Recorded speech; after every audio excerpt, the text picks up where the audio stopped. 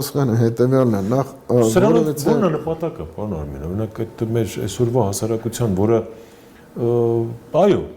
հենց չի որ շատ լավ գիտի իր պատմությունը, բայց այնպես էլ չի որ ամուր կանգնած չէ իր գենետիկ ինքնության վրա, թեկուզ ենթագիտակցորեն։ Ամուր կանգնած չի։ Չէ, կանգնած է։ Չգիտի։ Գենետիկ ինքը չգիտի, այ նայեք, իմանալու եւ չիմանալու մեջ 1 միլիարդ կիլոմետր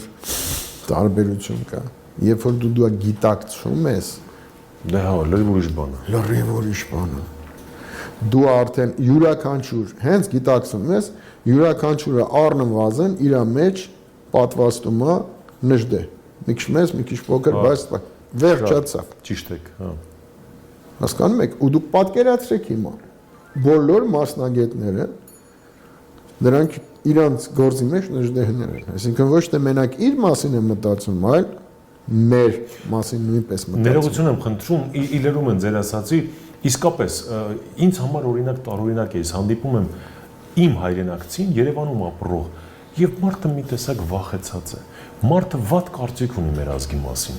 Ասում են, բան ինչն է որ քեզ ընդհանրապես հայ ինչից պետք է վախենա։ Ինչքան խորանում ես, ինչքան իմանում ես, այնքան ավելի ինչ լավ ասցիք փոքր, մեծ կամ փոքր նժդե։ Հա,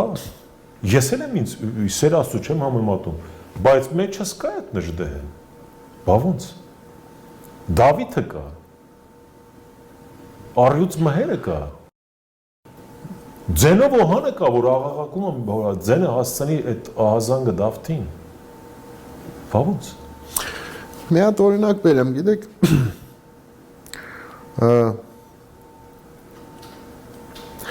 մարդ կա, որ նույնիսկ գիտի,